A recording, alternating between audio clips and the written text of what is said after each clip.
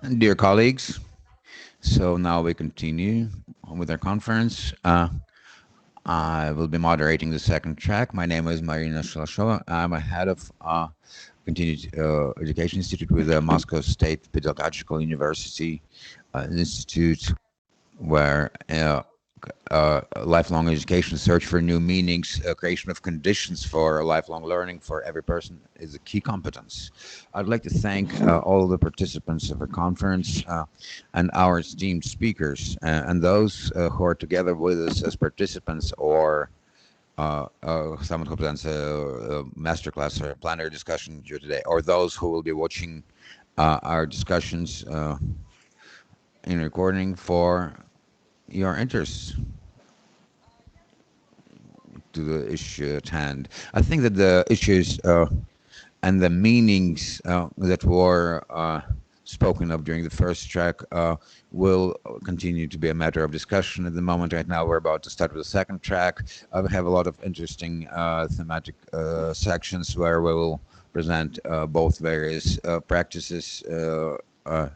In terms of cases and the discussion of issues and meanings that were already mentioned during the first track of our plenary mission, and I hope there will be also quite an interesting discussion during our second track. I would like all of our participants who are so actively discussing in chat, and I'm sure that we'll be asking us questions on YouTube. With those with us here, I'd like you to stay as active and as in deep in terms of your questions. And it's a great pleasure with such a esteemed and professional audience. I think that Maxim Asovsky, who I will soon be passing the floor to, I'm sure he shares my opinion on this matter. And dear colleagues, so I'd like to have a minute of your attention here. So we're about to get into discussion on the essence of the matter. I'd like to pass the floor to our first speaker for the second track. This is Maxim Asovsky, an expert of Thinking Club with the Agency of Strategic Initiative, expert with the Educational Center University in the Policy University, the founder of the School of Graphical Methods and Thinking. And there are many things. There are many other things that can be said about you, Maxime. And your topic today is quite interesting too. And I think that you will continue the discussion that we've started. We'll continue along the lines of what was started earlier by our colleagues. So please do take the floor. Please turn on your microphone, Maxime.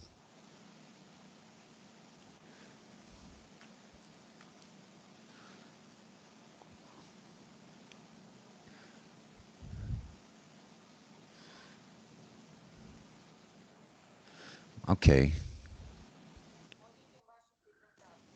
So we can see your presentation here. So if you need any technical assistance, Mikhail Yurievich is with us.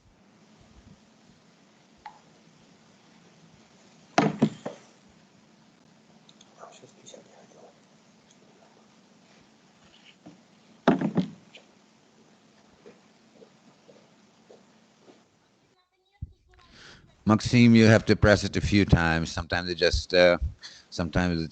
shuts off all on its own.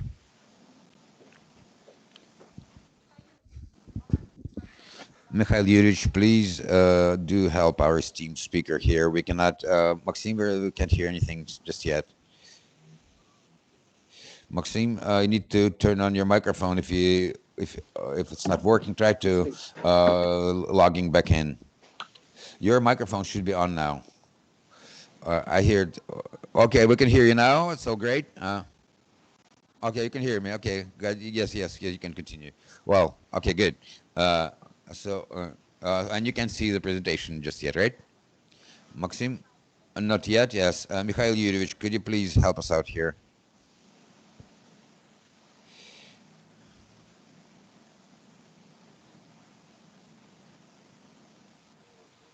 I'd like to, so let me turn on the presentation now. Everything is okay? We can see it? Yeah, we can see you. We can see your presentation. You're good to start. Just wait a second. Let me turn on my presentation for a second. Okay. Can you see my presentation? Yeah, I can see it.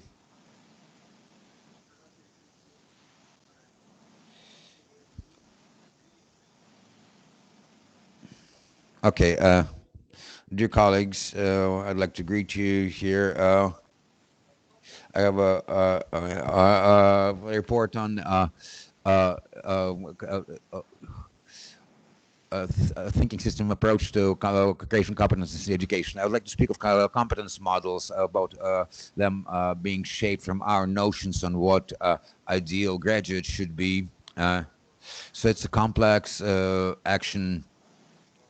It's a complex envisioning of what an ideal graduate should be like, and how he or she should act in an ideal world that he enters as he graduates, and the actual model of competencies, how what sort of an impact will have on the simple things that we all deal with in systematic education, things like creation of curriculum. Uh, so it's a teaching plan. So you could make sort of a cartoon drawing about competence models influencing the curriculum, influencing the activities, and the actual creation of this ideal graduate inevitably faces with reality of life. It becomes an issue with the education system. So this six-handed ideal graduate, is he that perfect? Is he that well adapted and equipped to deal with the world that we're all facing? So our colleagues who have been dealing with this system thinking models indicate that you can equate a competence model and model of education content, whatever you like best, because it's important to us for the educational content model, answering the question of what to teach, how to teach. We know we're speaking, the formats and approaches are historically known. They did not change in a fundamental way. The simplest model of educational content or competence model, Karl Marx has it, for instance, in his work, Instruction to Central Council on a specific issue. The work that was written 150 years ago. He writes, education is understood as three things: intellectual, physical, something that's given in gymnastic schools by military exercises, or technical or polytechnical educational, in other translations. That teaches the key principles of all the production processes, all the production manufacturing process, and at the same time gives a child the opportunity to learn how to use the tools of all of the productions. Must say that Karl Marx bases this educational model, on the idea of a public and free education for all children, and the state financing for school education, that is a part of his Communist Party manifesto of 48. That's at the same time as a cancellation of hereditary rights and the decline of the private property. So those key notions correlate with the dominating in the early 19th century need to construct construction of the German educational system. Fichte, in his German nation speech, has spoken of it in such a way that direction should be geared at the destruction of a free will of a student, so the students are not able to think or act in ways other than desired by their school teachers. I'd like to construct a certain timeline or a logical chain that would start with our understanding of the world, as it was understood during at Marx's time, as we understand, as we understand social and economic processes, the social makeup of the society, how we understand the nature of thinking, learning of the process of knowledge transfer, and to move to models of knowledge and competence and educational competences, and to observe the changes together, and the philosophical history and the history of pedagogy. If we were to draw an imaginary line, perhaps we should start with Athenian school, with Plato Academy, that was in existence from 400 DC to 400 AD, where all of the philosophical schools were shut down by Justinian decree, the emperor's decree. Knowledge was seen as something that's inhaled, or something that's exhaled by the gods at Olymp. It's this is the letter that was have on the wax tablet with grammatians. Letters are grammenon. It's actually what takes place with the inhalation of an idea. And the carrier of knowledge is understood as a clear wax plate. That's what Bacon would refer to as tabula rasa. A Greek understand it as a separate spirit, not partial to anything, not connected with anything, and pure. That's the spirit in German and Russian that we understand as Geist. We see it in the words like poltergeist, or the word spirits. So the angry spirit, the wrathful spirit, perception, memory, Aristotle's ideas are a part of a sensorium, which is the heart, are stored in the heart. And that's those are the notions that Athens school is founded on. It seems quite strange from the modern point of view, the idea of the visual energy inhaled by the eyes. And so those notions, 1,000 years later, become a foundation of European scholastic worldview. They're reinterpreted, and they're kept for another 1,000 years, exclusively in Latin. In the European universities consider that the skull gets in the way of the knowledge, of the knowledge getting into the stomachs of the brain. The question of what thinking should be developed, the Greek philosophers answer in the heart, and those scholastics who write in Latin, they draw a picture of what's in the head.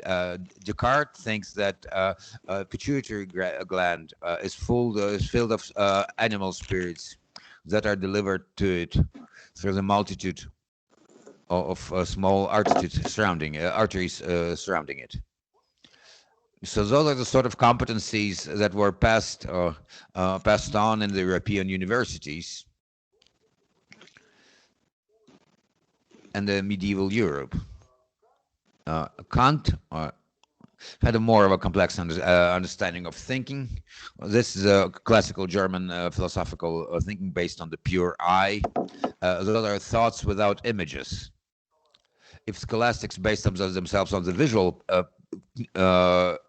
pneuma, the classical German philosophy, Fichte and Hegel, indicated there are thoughts without images. Greeks could not think like that. Romans were not able of thinking this way. And Marx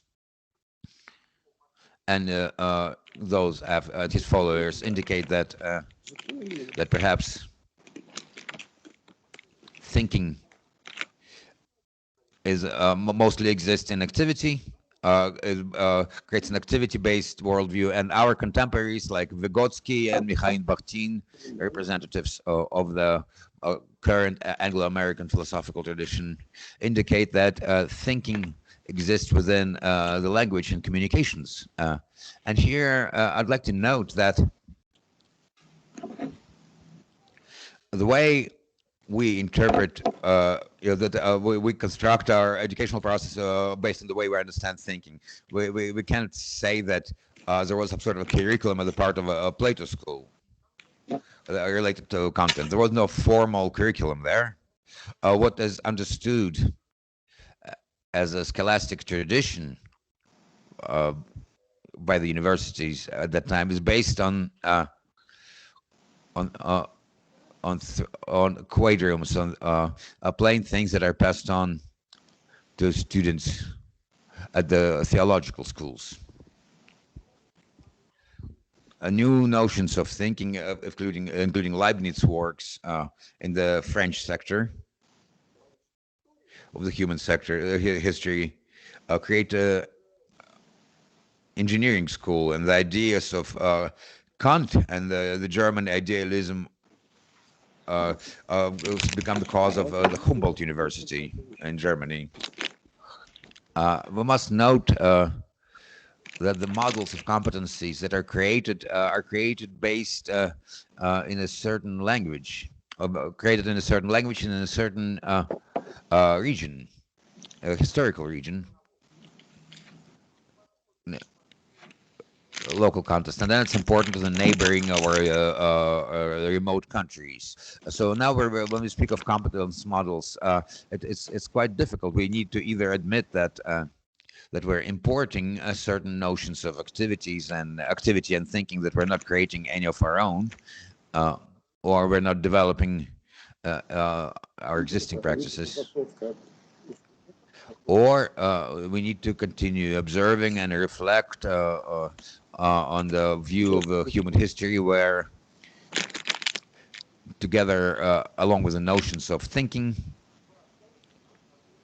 notions of activity are created. David Scott, in the year 2000, writes indicates the relation between industrial periods and the models of universities, and he speaks of them as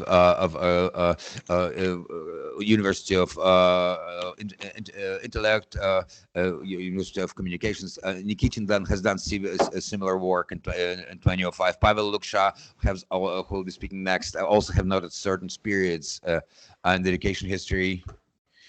So and the activity models created by them, and the competence models in Andrei Volkov's work, and Petr Georgievich Shteravytsky work. This sort of human history scheme is shown as a scheme of prevailing worldviews, but Mr. Fuller has drawn human history as a history of compression of the planet. Distance that a person can cover, or communication that can a person carry, it just decreases over the years.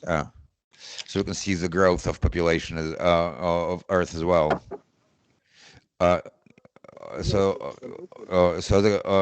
the classical breakdown, the best known, is a social theory by Karl Marx, where he speaks of the feudalism, monarchy, dictatorship, and he was planning to come to a global workers' union. There's a good historical breakdown by two Italian authors. I didn't hear the names. You can see Brodel timeline, and the next systematic cycle. If you look at those,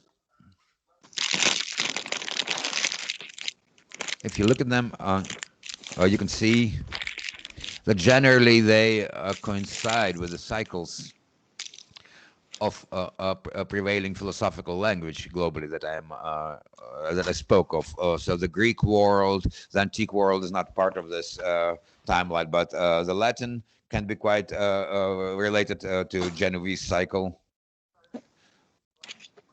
of creation of national philosophical models, German, French, and English.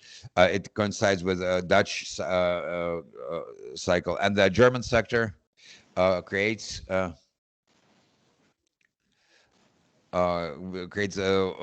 or less modern capitalism that is replaced by Anglo-American Anglo-American financial expansion that is described by our colleagues. I've tried to superimpose them upon each other. Normally, these things do not coincide, but the actual idea of one period comes after the other, along with a certain philosophical school that creates certain notions of thinking. It has a right to exist. So this graph shows labor efficiency in Europe and U.S. Over the past 600 years. Yeah. This is based on the data provided by Angus Medicine. And it can be noted that this Latin Catholic sector, with the major universities, with a center in history, presumed. So he believed that the amount of production per capita, according to the model that we understand today, and that well, we can assess it as today. At that time, it was 1,400, 700 dollars in Holland in the year in the 17th century. There was a big breakthrough, and until the 19th century, Holland, which perhaps collected the most interesting facts about itself, it was pretty much doubled. In England, it was 5,500 mid 19th century. In the year in the 20th century, it was the American figure. It's from $5,000 to $10,000 per capita. So, according to the systems,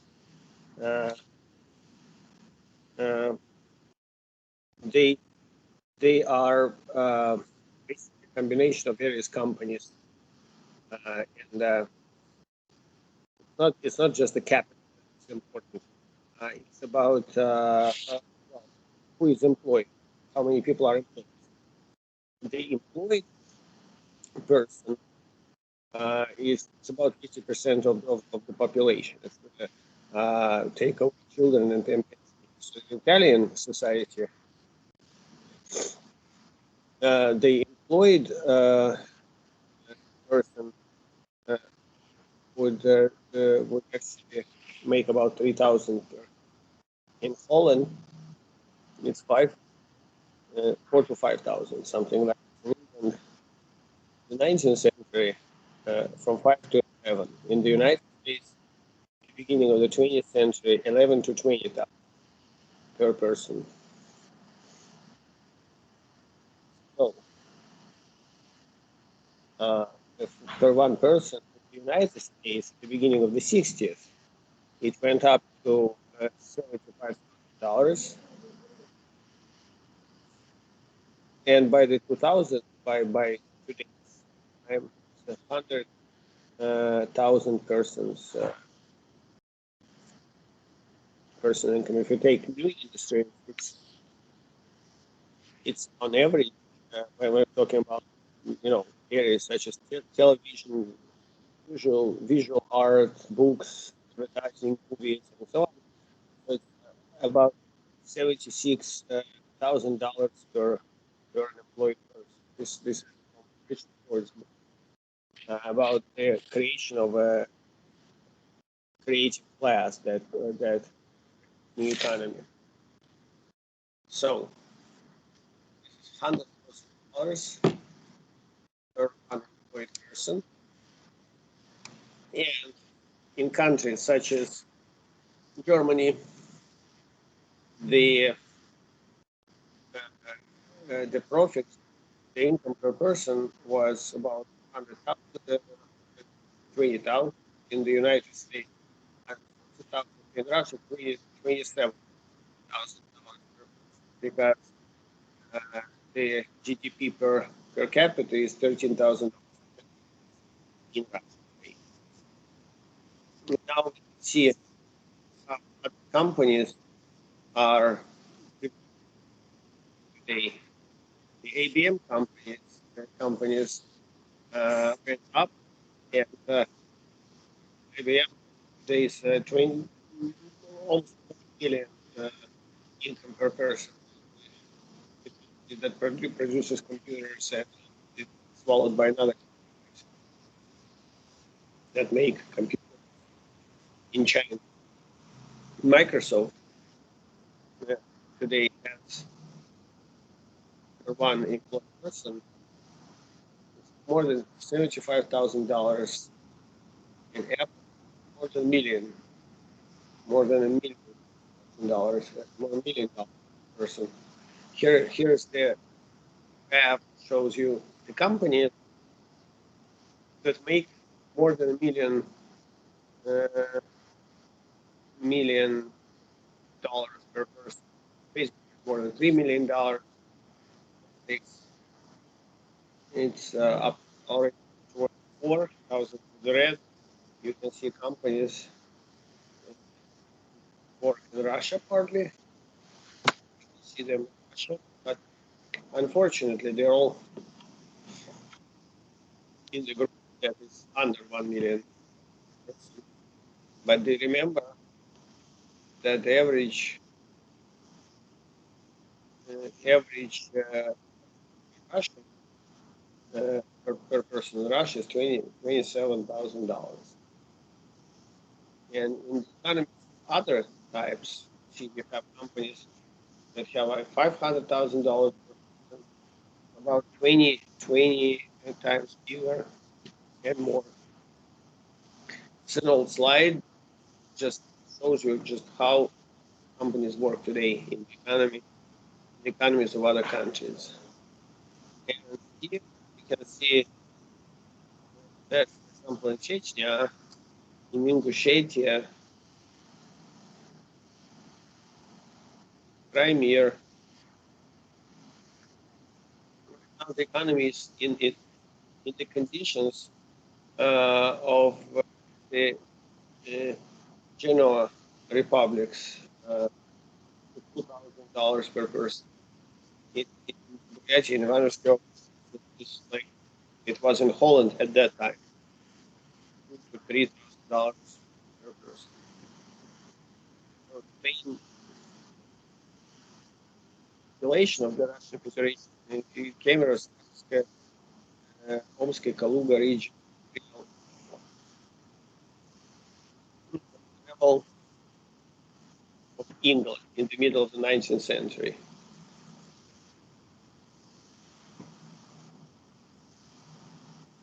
The most productive regions, Tomsk, Sverdlovsk, Tatarstan, St. Petersburg, like at the beginning of the 20th century.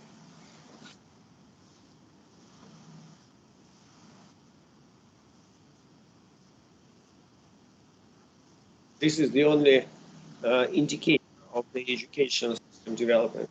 71% of the Russian population, well, a lot of them were graduates of the Soviet period. Those who collapsed in the banks, who graduated from school in the 60s, and 40% of them are between 30 and 50 now. Out of 70 million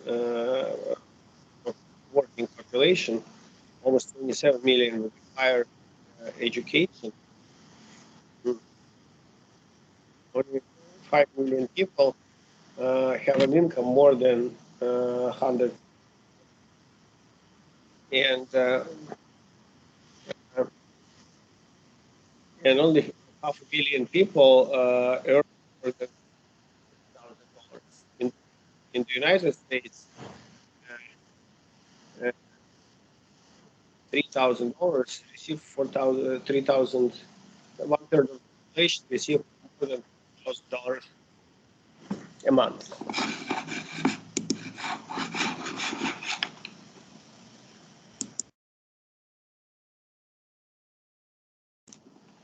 So, what kind of thinking can we talk about in this case? uh, thinking can be understood as a generational process, reflection, creation, and the creation of artificial means, for example, symbolic means as well as monetary means, prototypes, the effectiveness of communication. So, what actually influences the value of people? Marx believed that how it produce wealth.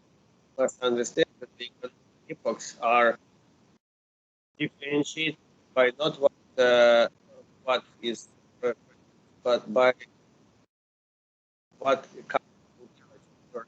means of technologization of activities are used. What are used for increasing the effectiveness of production, thinking, for example.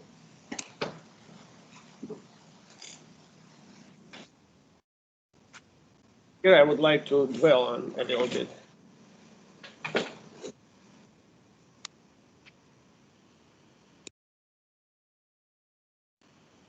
Yeah, I'm working as a moderator in this thread. It's a very interesting material. It's very difficult for people to respond to the focus of the concept. How is it connected with the issue of continuity uh, in the ecosystematic approach? So, do you need, in order to think about education, this way, a framework of uh, ecosystematic? That's one question. And the second question is, because you start from the ideal model of there's a whole number of questions related to the model of the graduate competences. Where do the competences come from? Would there not be any kind of problems with that? Let me answer first of all about the competences. Here I would like to emphasize fact that the modern models of competence and the modern educational concept come from the federal standards. Whereas in the entire world, it comes from the philosophical understanding and the philosophical school. So here we have where we have risks of the system of education, where several different schools decide just what the educational model might be, and then model will go ahead and educate children and adults. But some models go away together with the language they describe. The Greek model goes away, it becomes a bank, and it disappears from the space of thinking and understanding about it. Or the Latin example, it existed for 800 years, but there's new ideas now coming to replace it, and they kind of push out the previous understanding of the theological school about how thinking was organized and the process of thinking were organized. For example, Descartes believed that the ideas are inspired by spirits, and spirits lived get inside of the veins. Of course, some ideas, some understanding last. There's lots of Latin, for example, in medicine, but the whole model, it as a model, it just leaves. Google University can replace it, but the new, but more oriented on the social developments, the Anglo-American approach to the creation of the allows to create a new system of education, and the German model together with the collapse of the fascist Germany, it kind of completely leads the Soviet Union. It stayed and it will continue to translate. I probably didn't answer your question, did I?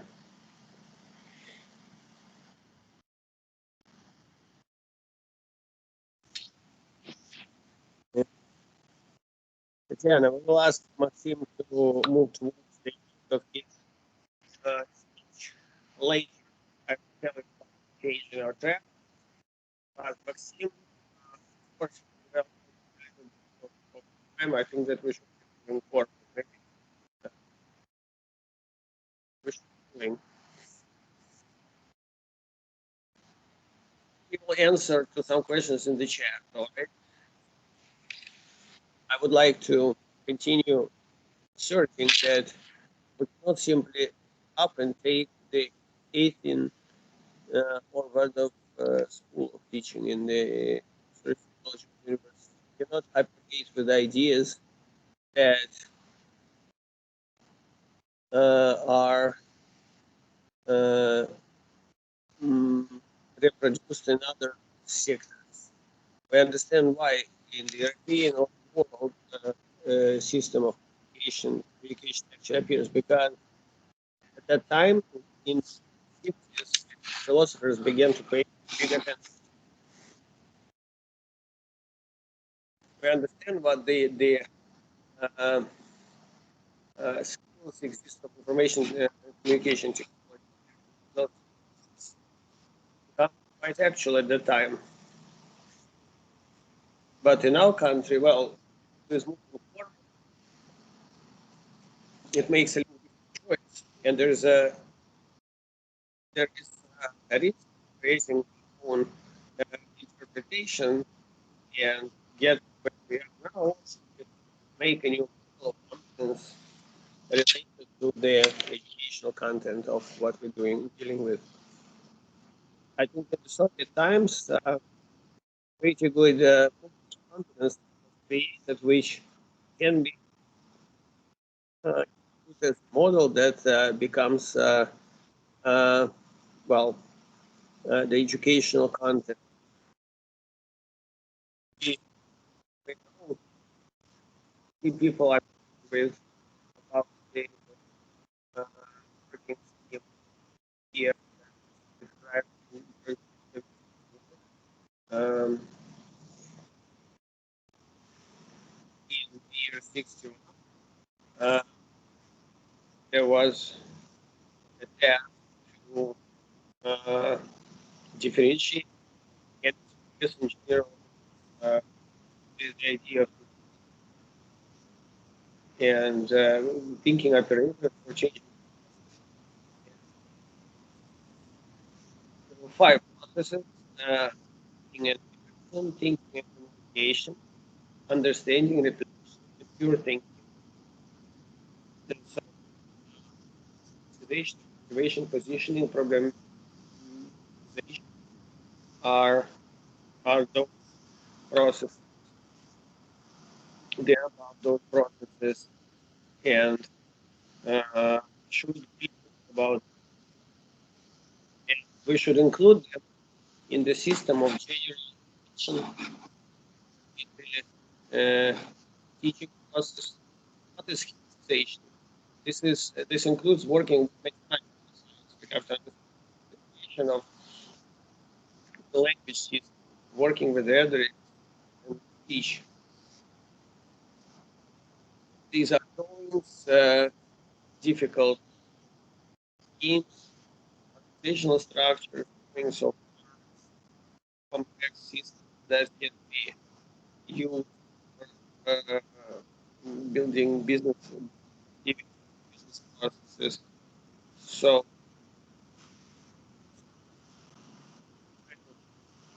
definitions that are important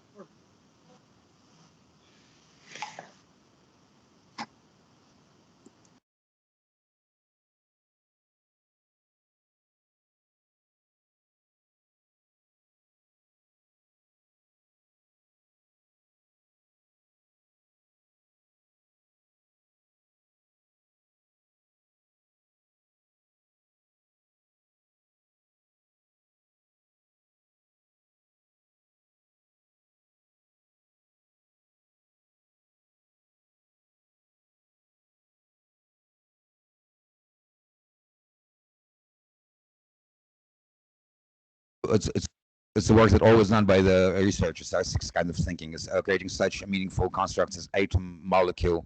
Uh, so they were never in place, but the researcher sees something, gives it a name, and those words become uh, common use, a common term. And that's something that children need to be taught how to and to construct the educational program in such a way that children grow up to be researchers, programmers, designers in a philosophical term. Then understood what actions lead to what consequences. And people being able to criticize complex cognitive structures when Kant wrote his critique of practical of pure reason. It was an overview of what constitutes thinking, a review of philosophical intelligible objects. What researchers are more like, it's more about now humanitarian sciences. They also put together complex models. Philosophers' work deal with cognitive models, and we need to understand that all of these types are work in quite similar ways. The graduate needs to be able to distinguish between reality models, perhaps deconstruct models of reality and construct them back and put them back together again. And we cannot fail to mention that the actual process of education takes place only in relation to a common and at this moment highly innovative collective activity. Development of competencies is the process of understanding of becoming a part of complex activities, being a part of highly profitable international cooperation systems, being a part of various businesses, startups, and franchises. The key indicators for education development is a current assessment of maturity of local economies, and also as well as a number of people in private sector. The actual process of learning is the way to enter a global economic system. It's the process of creation of companies with a revenue of more than $1 million per employee. And I would like to draw the line on that. Thank you so much, Maxime. Dear colleagues, we had quite an interesting. We just listened to quite an interesting paper. It raises issues we've started discussing, and it leads us in a somewhat of a different direction. But I think it is still quite relevant because if I have understood you correctly, Maxime, you speak of the fact that we cannot fail to consider all these indicators when developing a graduate model for both the school and the higher education, high school. So if it not sets a vector of future success, and I'm not going to phrase it too well, to be able to sell ourselves on this market, being able to earn money without if we don't provide for these things, we may subject our graduate to risks. No, well, poverty. Yes, really. Yes. Well, I put it in nicer terms. Yeah. So the more those are quite indicative numbers here, and since most of us are here in education, as you well understand, we're quite sensitive when it comes to these issues, and that's why Tatiana Mikhailovna said the vector of perhaps of your departure your towards the competency model that was initially was brought up for discussion. So Maxime, perhaps from me as a moderator before I cite some questions from the chat. So what is it that we need to change in this existing model of a graduate, a competence model that in order to have to have better indicators in terms of economical success. So it enters the level of going towards the level of the developed countries. So what is your opinion? Where is the key gap here? So let me put it this way. First of all, I work with students and with adults a lot. I conduct about 20 major, we still call them games or strategic sessions where uh, people try to communicate. They sit at round tables and uh, and they need to come to a certain collective group solutions, goals, tasks, and so forth. I'd like to tell you that both the students and the adult learners are not capable of creating schemes. Uh, they cannot find establish their they cannot find their position in the world. They don't have they don't know how to reflect the world. They don't understand the structure of the world. They don't understand the structure of social and economical relations in the country. They don't understand the structure of social, economical, and or social relations in a team. They have no way of expressing it. They use calculators to count. It seems like the whole education system is just that everything that's put in, it just goes out the window. Everything that takes place over 10 years. At the same time, any person any person can enter any activity in 2 or 3 months, and he doesn't need to study for 10 or 5 years to do that. People come in that don't speak Russian, and in 3 or 4 months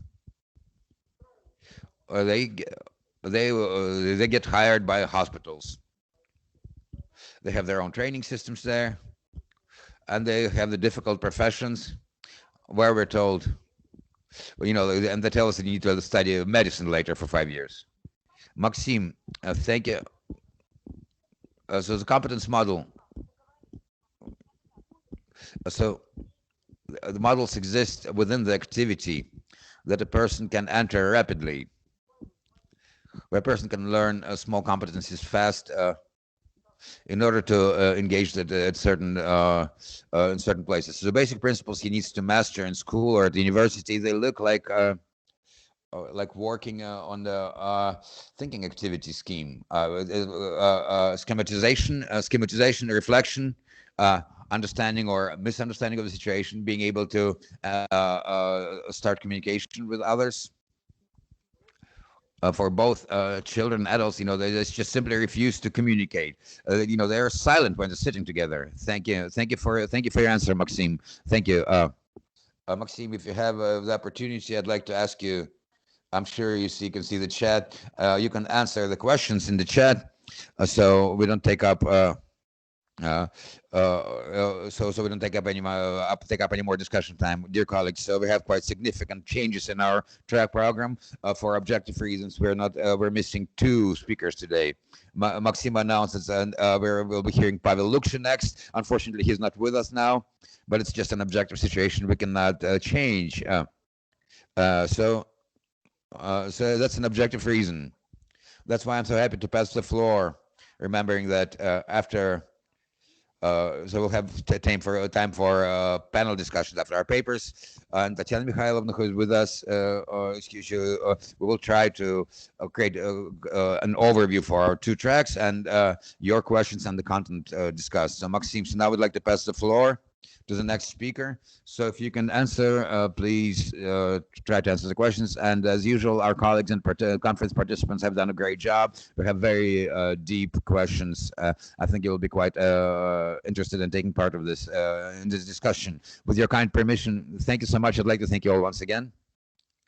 Thank you. Thank you. Uh, oh yes. So with this track, we still have some discussion.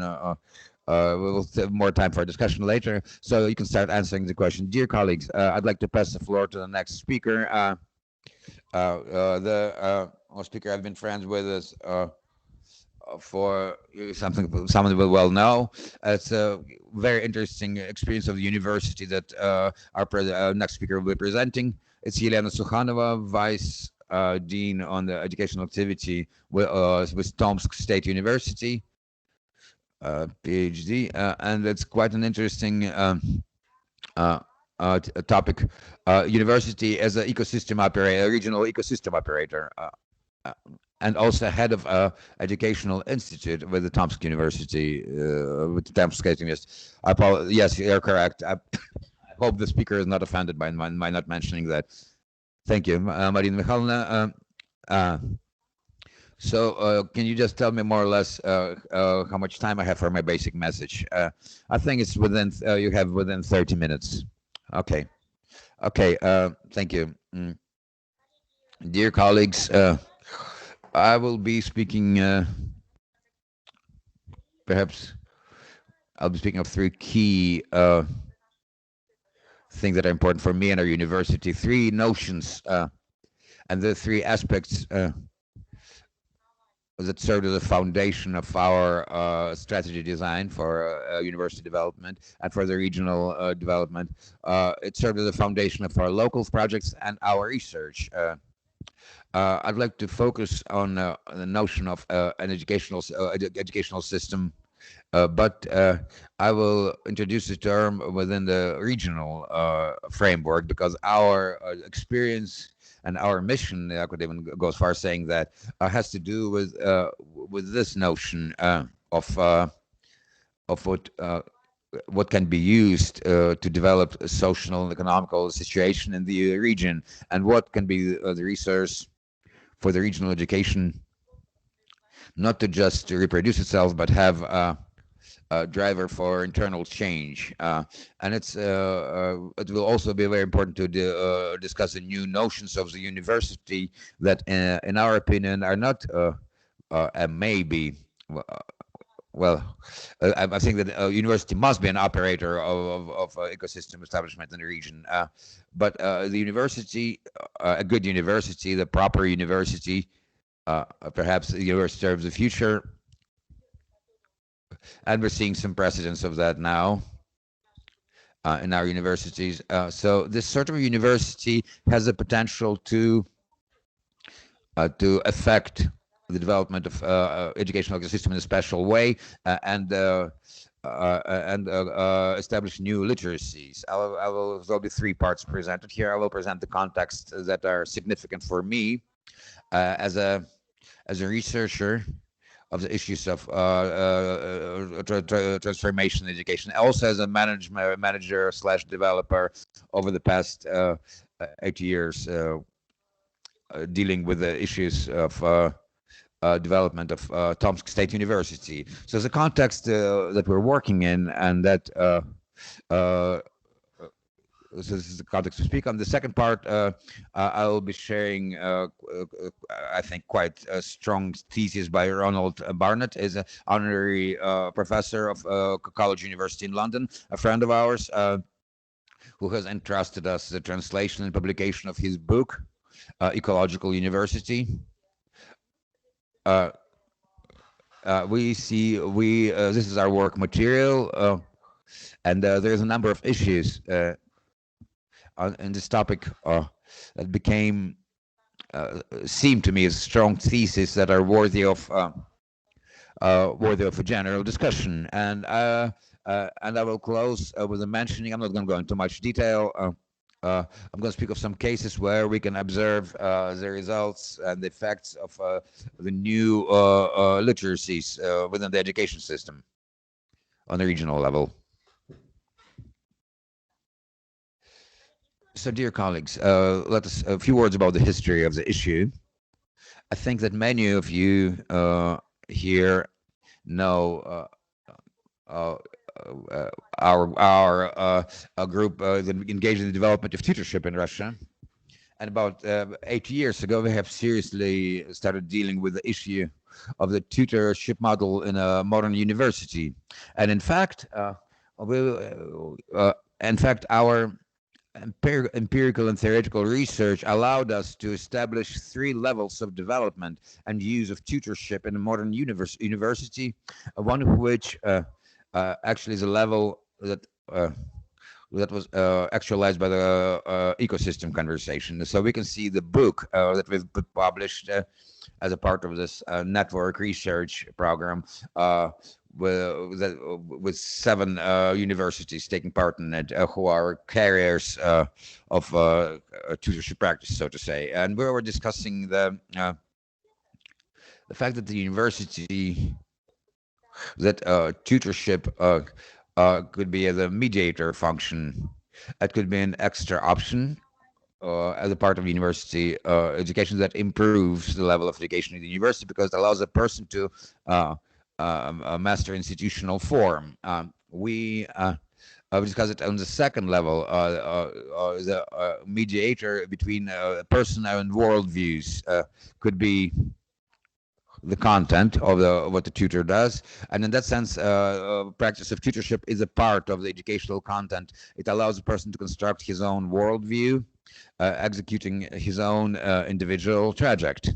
Uh, and the third important issue is understanding of a special role of a university as a mediator between groups and communities within the university ecosystem.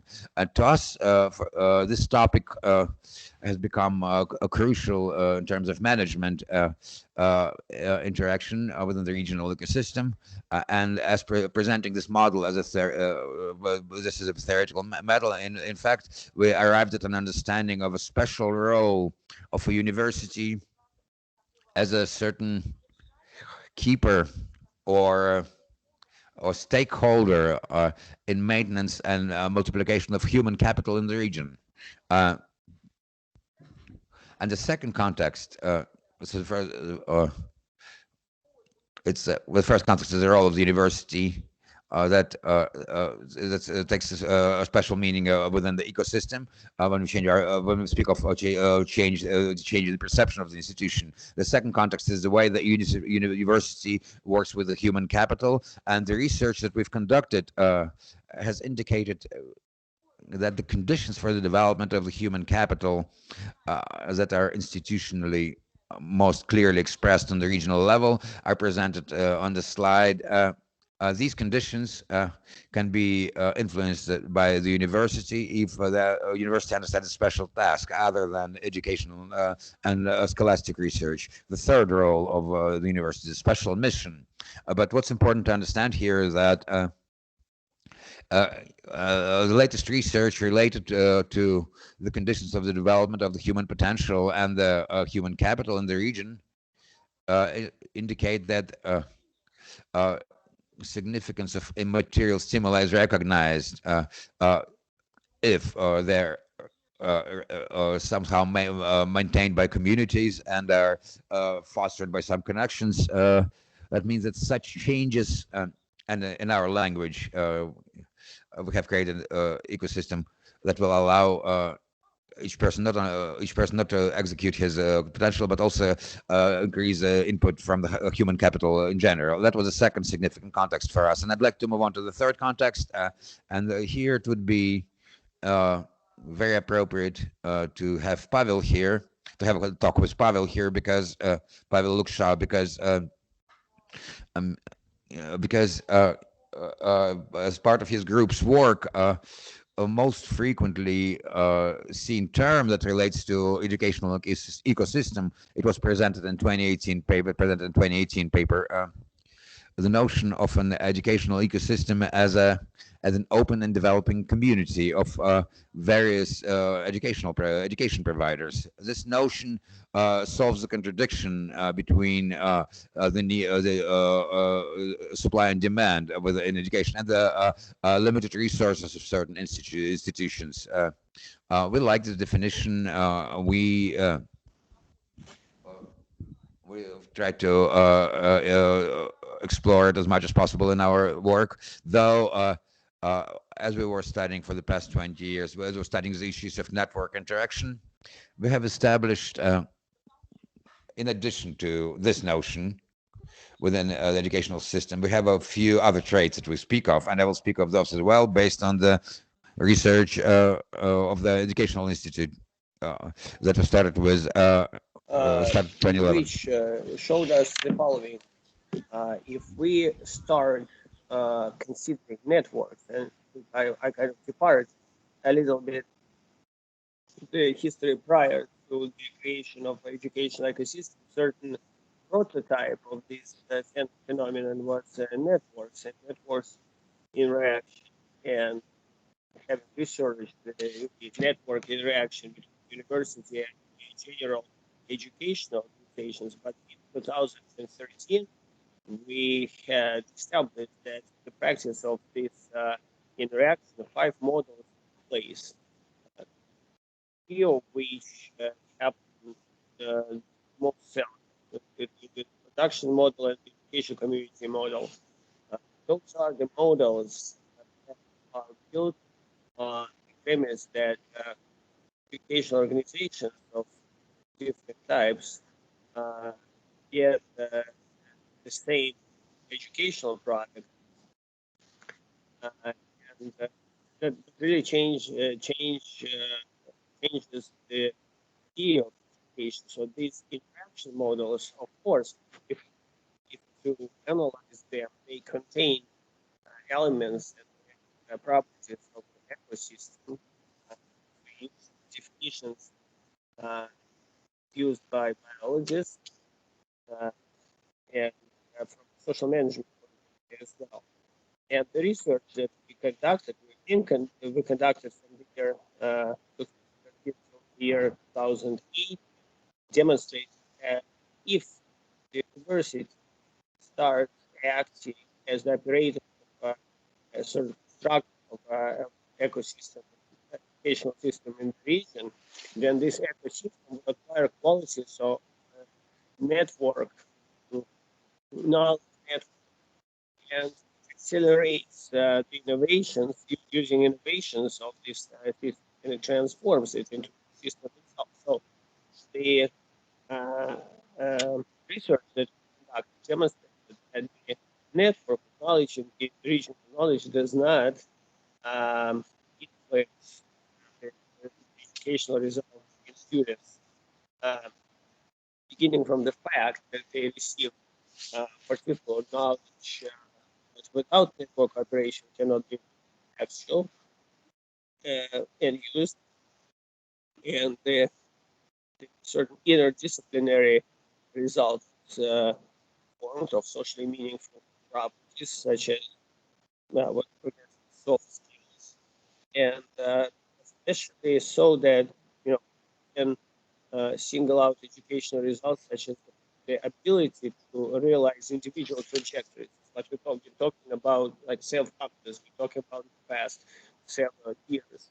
So if this is a network knowledge, influences not only changes pertaining to direct subjects of education, it also present the professional competencies of pedagogues are changing as well. They master new activities, new professional culture is formed, educational cultures, sort of education, assimilation of education practice, research development practice as a disciplinary aspect. So new educational products get and product orientation first influences the fact that the system of education itself gets transformed by itself. The system of education provides mechanisms of self-organization, uh, self uh, for continued future. So a separate topic of research was what's changed in the university itself. And we're not talking about the state, federal universities, but the entire cluster of universities that exist in Russia, because development of the regions in the region and toward towards university. So serious changes have taken place in the university that concern both ideas, new ways of communication, institutionally registered and established mechanisms of they provided us basis that if we start from network interaction uh, and if we keep building this interaction in non-progressive way, but in the theory of competence and knowledge exchange, so then the mechanisms that get created and the communication networks begin to live their own life. They truly begin to change the situation and reap the water, so to speak. So this was the first content that I wanted to show you, to demonstrate to you, show you that in our point of view, the activity of regional education can be based on network interaction, various organizations. And there are already cases of research. They are candid sometimes that provide certain indicative base there. And the second line of my report is connected to the fact, the fact that we invested in a very, we translated it and are publishing now. One, Ronald Barnett is the author of this book, which is understanding of a particular type of university that is called the ecological university. Of course, here we understand that we are using metaphorical definitions here of the university. It's metaphorical typology. He analyzes quite a large amount of material of different kinds of research that was done both in the area of education, university education, and understanding the idea of education, and the establishing theory, ecological theory, and the connection, interaction. And it says that the systems are there, and the university is involved in those their model, and so ecosystems are represented in the scheme that can do, and that talking about ecosystems of knowledge here, education, culture, of nature, environment, as well as the ecosystem of personality, technological idea, and economy. So, in my way of equating this material, most interesting, and tomorrow the workshop, I hope that I'll do the service into some cases to you that reflect this understanding and part of this understanding of how the student may be moving this trajectory of movement throughout this ecosystem, and how the personality is connected to this ecosystem. So for me, it's kind of like discovery of the ecosystem. So in the slide, I show the properties that are characteristics of the system. Barnett presents them as statistical, typical systems. Universities have started working, starts using this approach. It definitely stops being a federal autonomous institution, it becomes a national institution. So if you speak about the meaning of ecological university, and for me, it's a way to move to the question of operator of the operating system.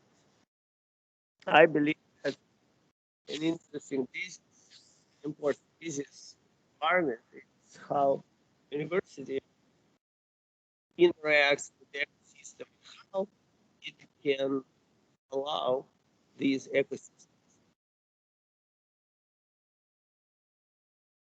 I do not think it's typical for all types of substances. For some of them, it says that the university forms relationships with the other subjects, drugs, partners, consumers, investors, organizations, ecosystems through certain sets of ideas that all parties, both parties of all parties consider correct. But one of the parties or do not accept them, then it will not work. It will give a certain totally different effect.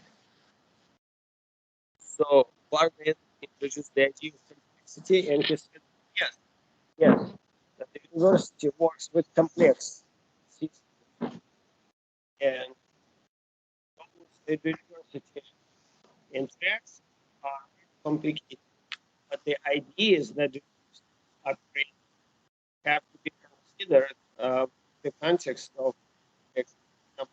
In Tomsk now, we are creating a new based on the project Big University. So the idea is that universities are unified and they do not lose their face, their identities, but they sort of special relationships that seriously change the educational potential of the entire region. And when we build building this project for years, uh, then then we have small sectors and we have ideas related to the real estate and some of this migration inflow that is becoming uh, there are particular ecosystems that define all the committed businesses. And what's really interesting here is that complicated idea for this ecosystem is the idea of the student, uh, how the student in this complex system can realize his individual educational trajectory. So the idea of the student's trajectory is super complicated because it has to be it has to involve everyone. So this is one of the characteristics of the ecological university and one of the characteristics of the is the university. And we can see, well, what Barnett concept of university, concept of total emergence of ideas and in the field of transdisciplinary approach and there, the university is part of the uh, university family, interaction with the educational community, and seeing those communities that it can orient on and with which it developed the understanding of people in them and collision of different ideas and thought and uh, uh, the possibility to change this problem. So all these things, all these very important differences of the ecological university, well, yeah, this is very old, but they've been you know, developed already. They've been observed in a kind of several cases, and all the research that was done in the other universities, it shows that by precedent uh, they've been taken part in many other places, many universities. This is the last slide where I would like to give you a thesis.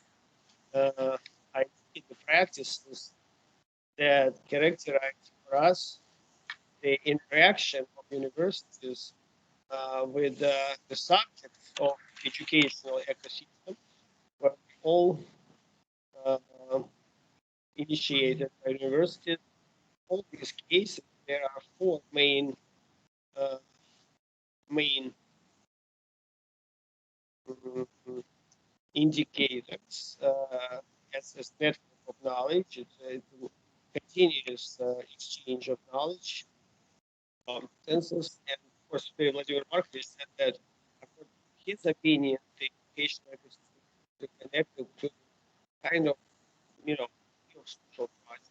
And I agree with that, of course, but in our practice, all ecosystems and ecosystem projects direct change the educational practice, direct in terms of case, the idea of continuity. So in all these cases, genuine activities that are relevant to the creation of educational products and the keepers, holders of this practice are not people, but organizations and institutes uh,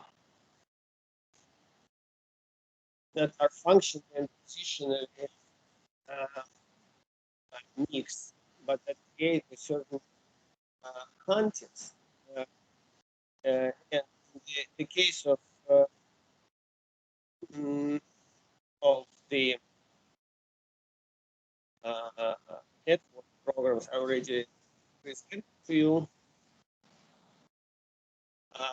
and every purpose in the network educational programs, educational events, well, they gave us the material that I presented to you in the third slide.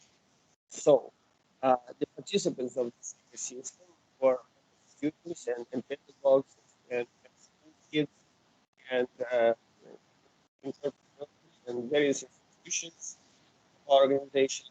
In this case, we see just how these literacies move. Well, the literacies that they first all thinking that they're milestone literacy, how they move to the younger generation, becoming as the pedagogues. We're realizing as we speak is the model of the educational development and systemic approach. And the main peculiarity of it at the universities, the tones, the schools and innovation practices, uh, they, uh, they kind of united going to the direction of corporate programs, regional programs. This is very interesting. And if we speak about literacy, well, if and what to be an effect of literacy, we not connect around person, but about the groups that are participants of this communications project just started, the graduate project, uh, and assistance to the we are creating the education system that the federal level, I'm personally responsible for the regional level, to create the interaction of the university and the companies. So here, basically talking about the particular characteristics that the partners out as care, as particular literacy, care about others, care about territory, care about the generations. Well, it all becomes subject of general discussion, which is very good. I already spoke about university, so this is, I think that it would be rather difficult to speak about literacy. If we start speaking about literacy, it's changing in the ecosystem, the ecosystemic approach itself to educational results. Uh, and it's interesting for my group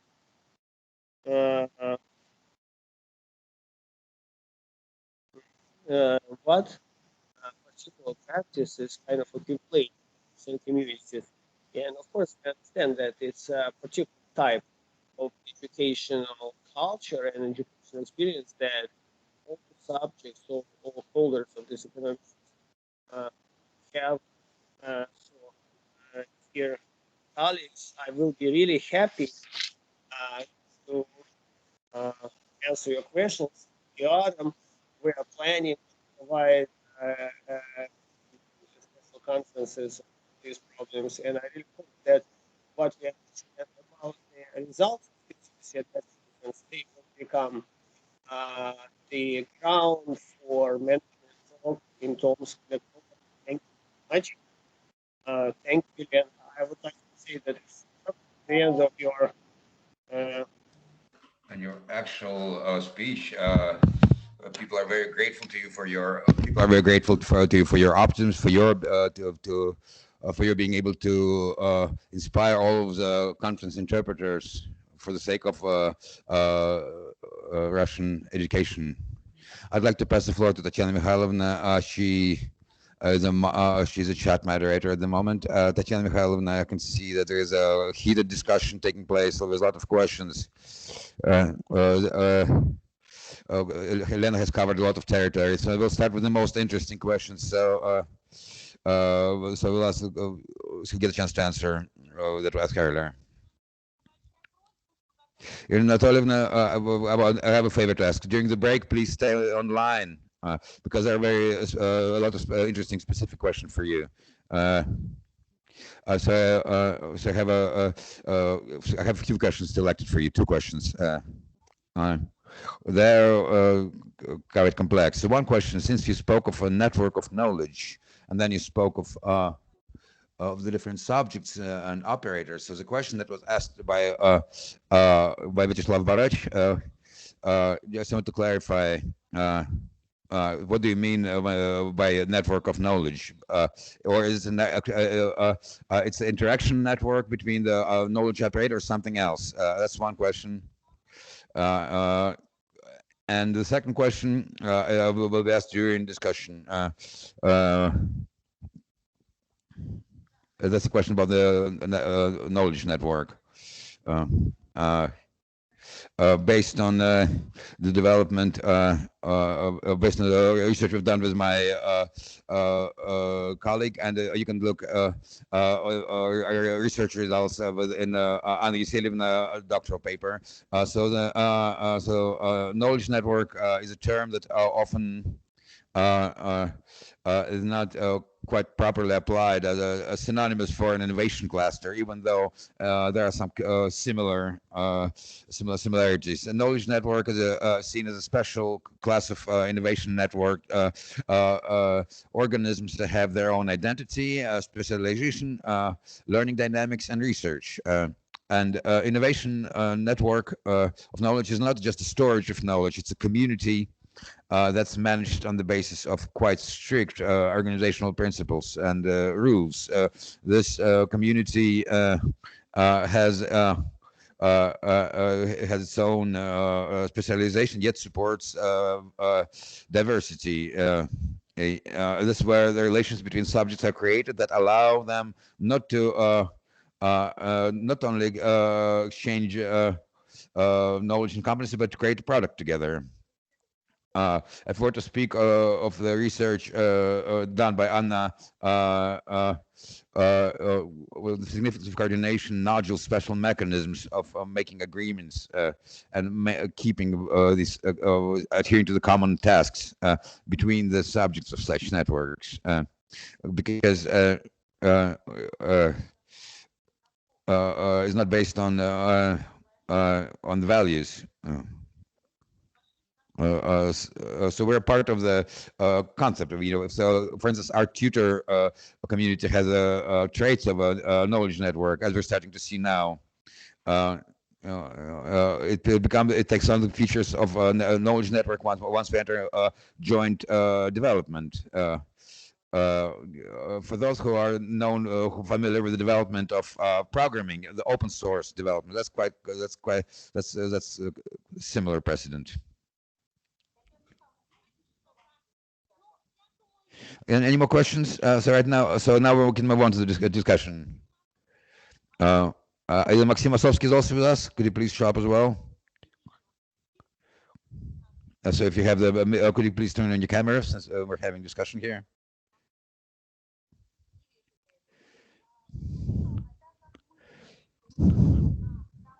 Since we've decided to create on both issues, to discuss both tracks, so we can organize it together with the speakers of both tracks.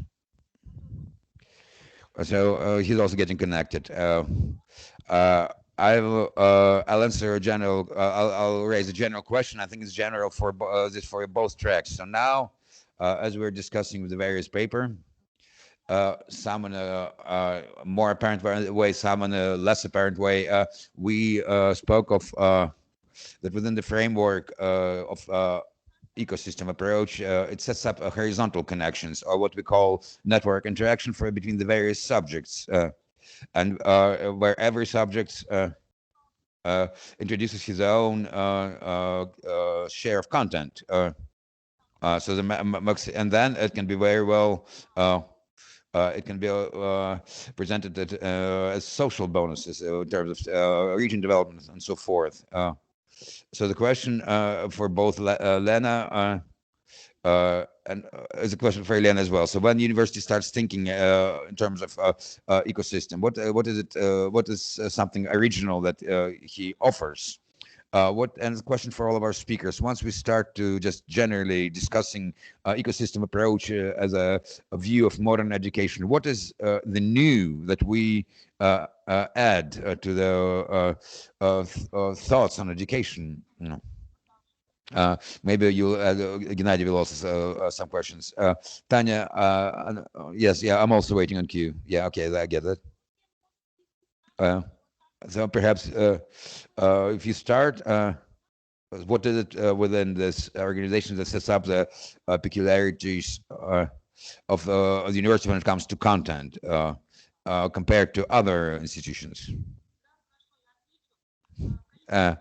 Dear colleagues, I can be partial here. Yeah, we're all partial here, and that's good. I'm familiar with the research material, and I have something to say in this conversation. But when Tanya asked the question, I jotted it down and said maybe it's not quite proper because it seems like the university just looks too good in my answer, and we all know. And we actually know all of the difficulties the university is facing. So I'll speak within the ideal framework. It's utopian, but something that can be brought to life. We think that. And it's our sincere convictions among the group that since 2021 has been responsible as a network community in Tomsk by the means of university influence. We think that university is a special university, a special institute that offers knowledge. Yes, and it's a knowledge of on ontological level rather than textbook level expertise, but knowledge and expertise, those are the clear things. But our projects show that our university can serve as a mediator in communications. The subjects of ecosystem are connected between each other without losing their identity when there is when someone constructs bridges between them. And so we have done this research project had to do with how university can organize professional public expertise. How it can take on this moderator functions, and we can we understand that it has to do with university expertise, and this may sound very the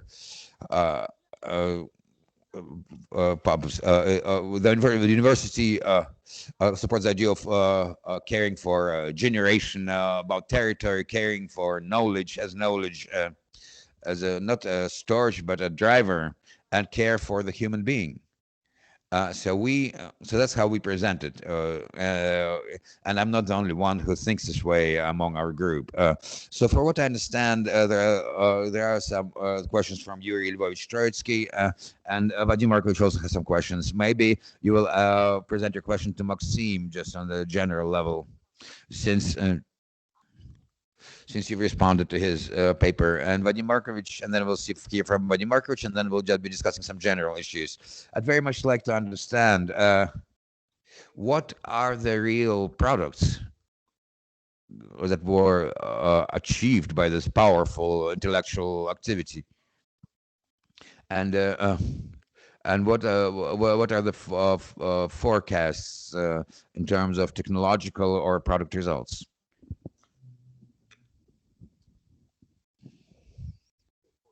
Yuri Lvovich. What results can be achieved by, I don't know, but what results can be achieved by the critique of pure mind by Kant? That's a good answer. By Kant. Yeah, I understand your. I understand you're saying that you're not Kantian, but nonetheless, it's been 50 years. I know it's been over 50 years. That was founded by Georgy Petrovich. I've been to his games twice, but I'd like to touch something. Compared to what? Let's put it this way. well, whatever, with something. Yeah, we need to compare that. Educational technologies, educational devices, educational products, well, something. It's all words. What are the schools of philosophy or thinking, or instrumental schools?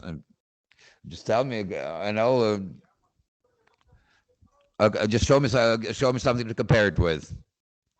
Dear friends, allow me to intervene as a moderator. Allow me to raise a question to the next to another level, because there are a lot of questions that go in parallel to Yuri Lvovic's question. So maybe let us present this way then. So the key approach that determines the intellectual activity approach within the framework of our conference. Are we talking about maybe we no longer make the claim that we create some generally significant competencies for everyone, since we spoke of thinking of the cognitive modes, formats of thinking? It seemed important, and your conversation was headed in that direction.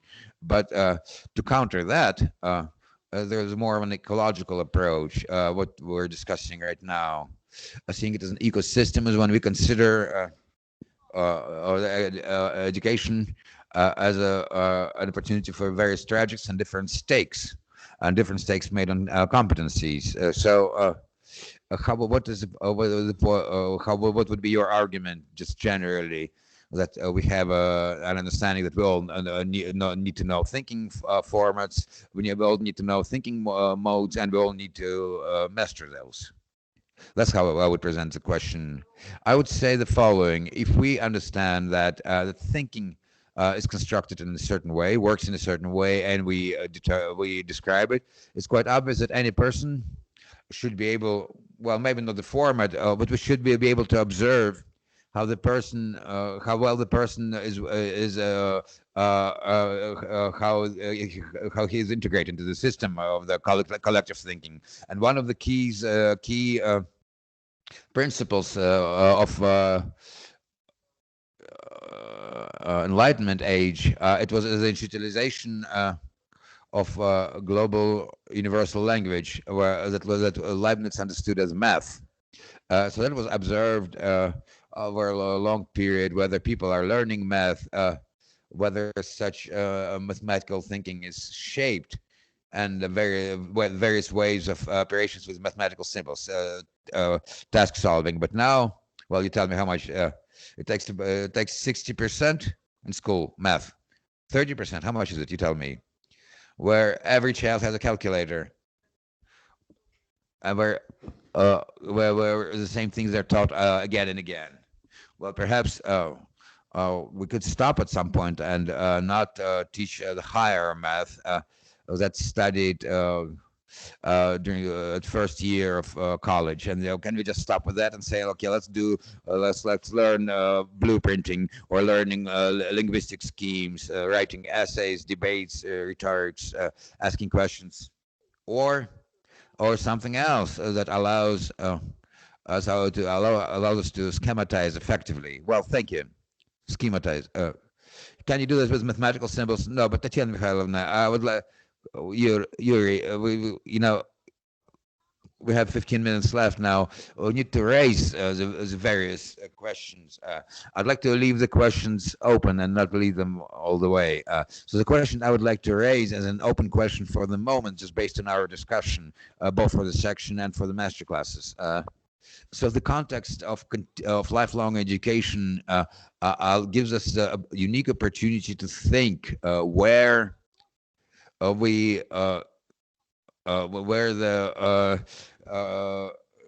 make a place superior?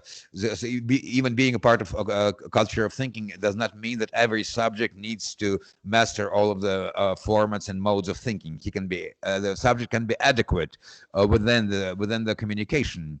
An actor can be a part of the cognitive structure, but the actual question where these competencies come in for each person. So that's a big open question that I'd like to present. Vadim Markovich, you want to take the floor?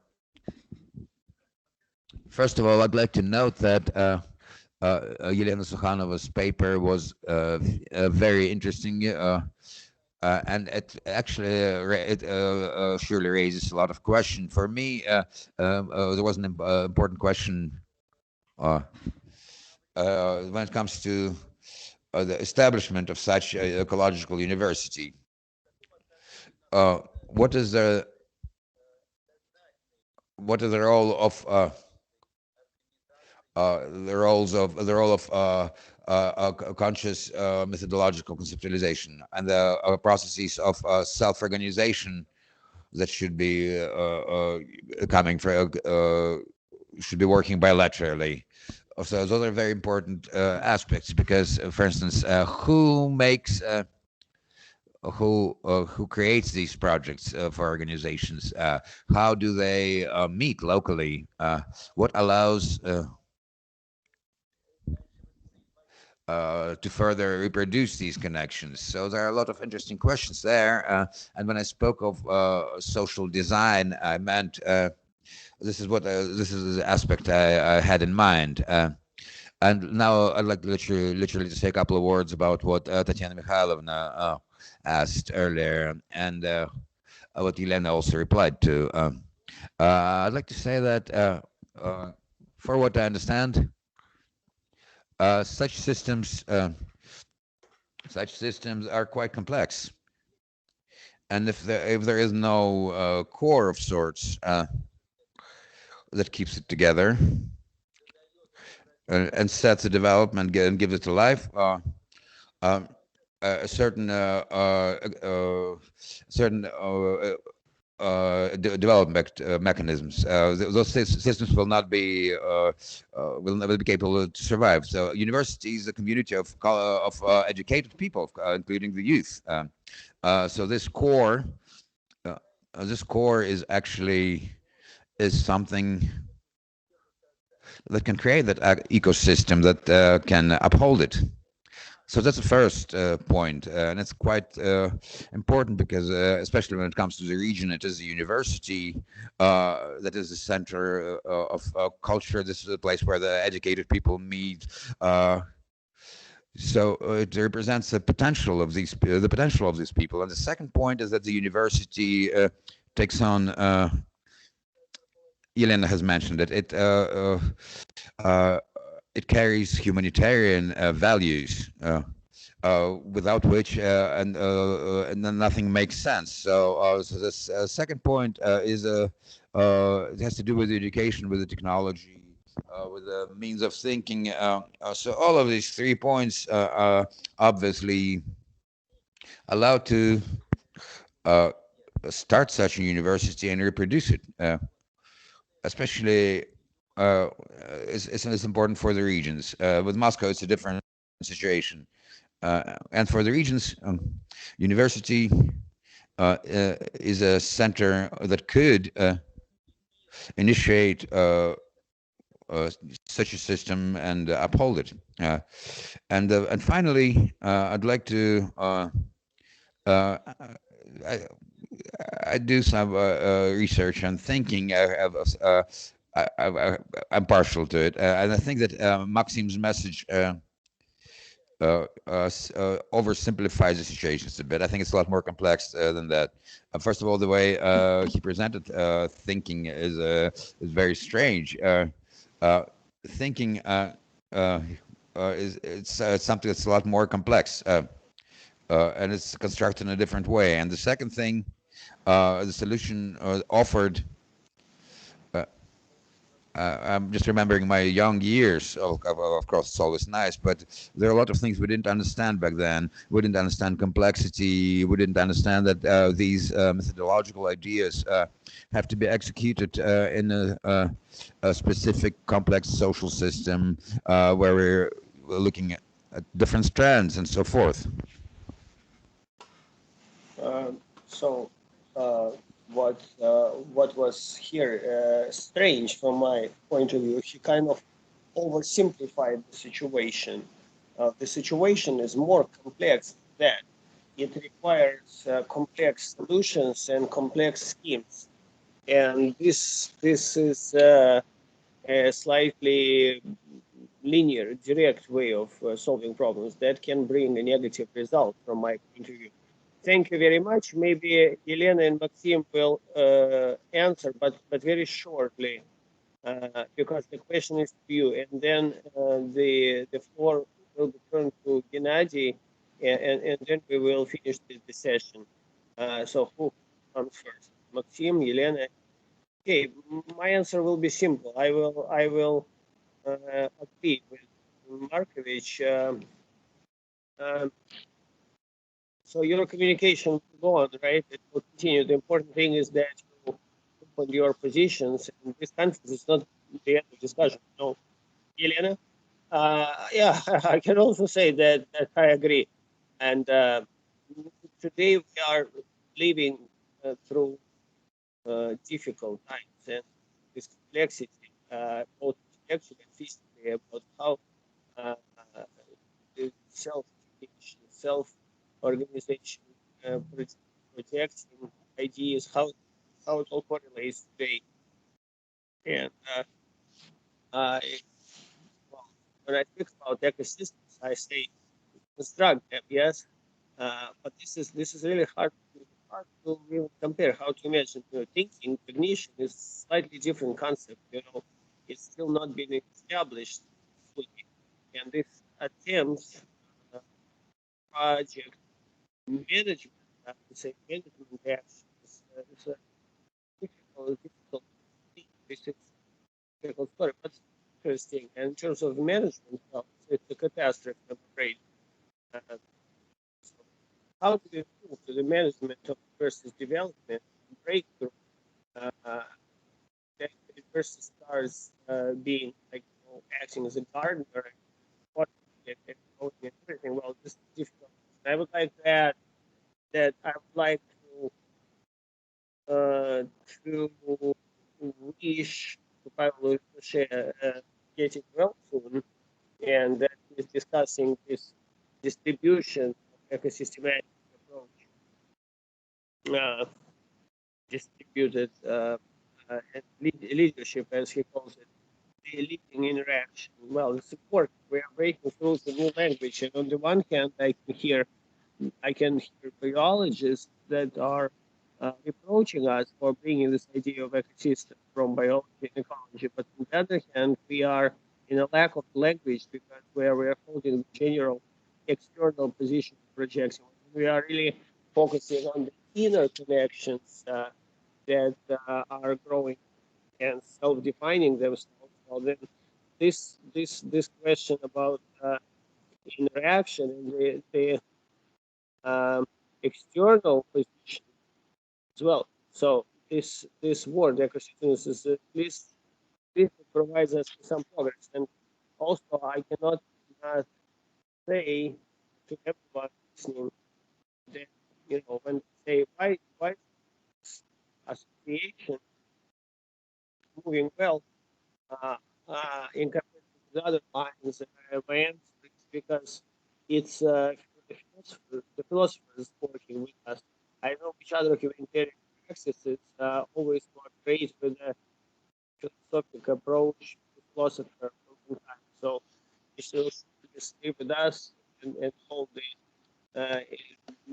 stay alive and meet energy just like we think. Okay, again, could you finish with problematization so that we can leave with open questions? Well, thank you very much. Thank you for giving me the floor. This is important for me, and we are on the same boat.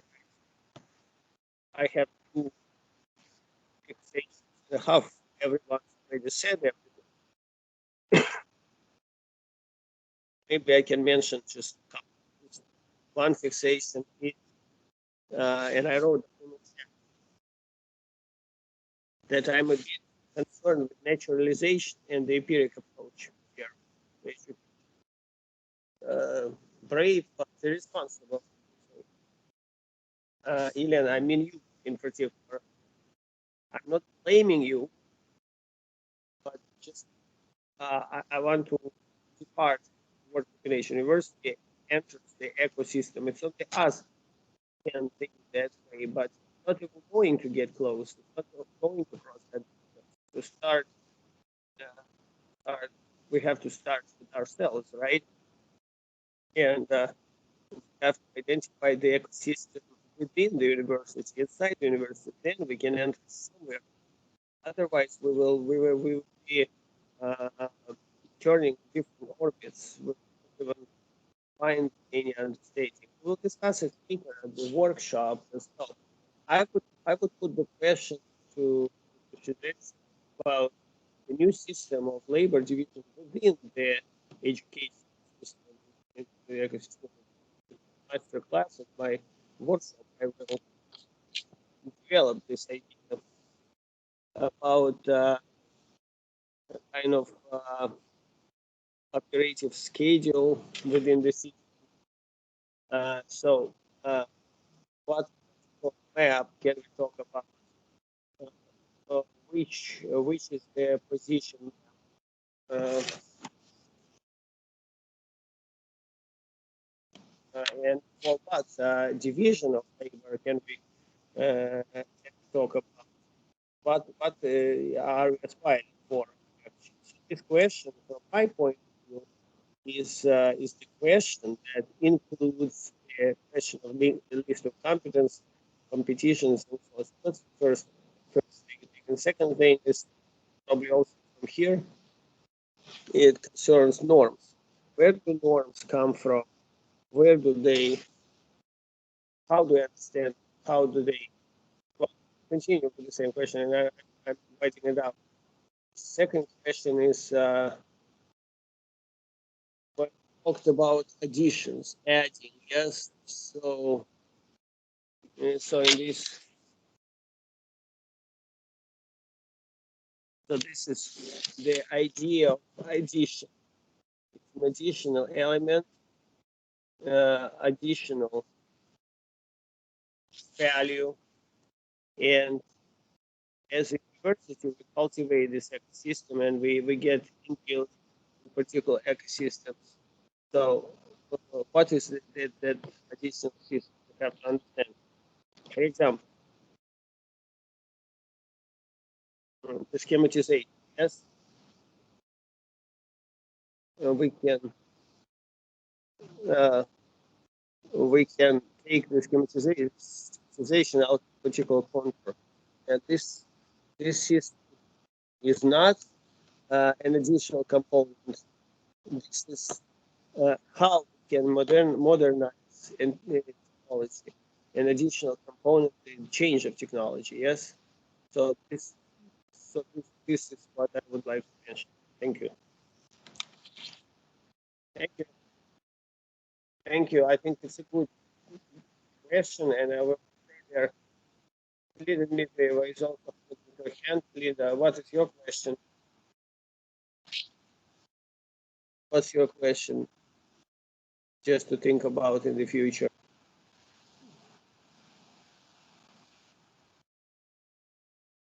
I would like to say, so where's the national place for ecosystems? So it's about the breakthrough in personality thinking. Unfortunately, I cannot hear very well.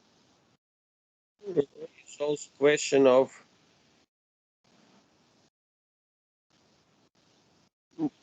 what is the minimum that is sufficient for future independent self-education. At some point, it used to be important enough to know just something I didn't hear. Now we have to open up. Maybe the task will be, there's lots of things that will be there.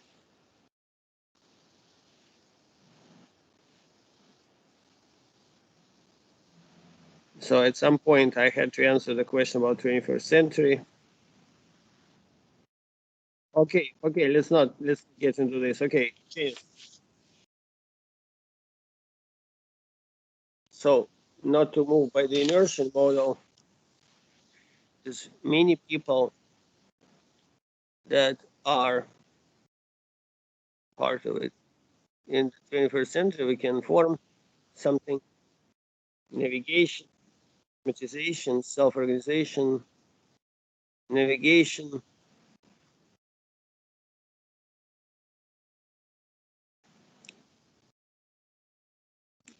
yeah, and the research of productive measures, self-organization,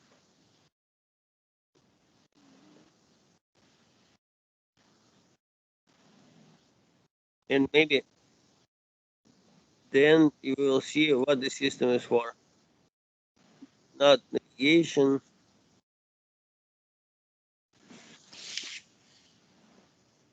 not self-determination, will provide the situation. Lida, thank you very much. So it's the last fix. So the third question is, at what particular breaks in thinking and activity require the turn to the system? Not that it's a complex system, not that the system is of continuity, but that requires our ecosystemic approach. Okay, let's be thinking about. Sure. Thank you, Lida. Marina Mikhailovna. Dear colleagues, so now the questions are for our panel discussion that are what require the thinking. So after this lunch, there'll be thematic sessions during which we will be able to discuss, look at practices that the participants in one section and another spoke about, that we provide this for the idea of the final. I would like to thank you for a great question, for very good talks of our speakers, and I would like to wish health to Markovich. We would like him to be with us for a long time. But I would like to wish to everyone that the lunch is supposed to be now. Also, it's also part of it because it's a biological system, but it's a biological. So everyone have a good lunch at 15:15. Continue at the thematics. Choose the set. Interesting direction. Would be interesting participants. Emoji and the experience that you read. And till then, tomorrow we'll have another track at 9 in the morning. Tomorrow we'll tell you about the case of our master case. Well, thank you very much.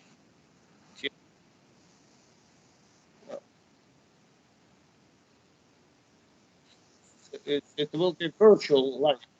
Yeah, well, I'm very sorry. We will be at the moment. Well, no, it will be back home, and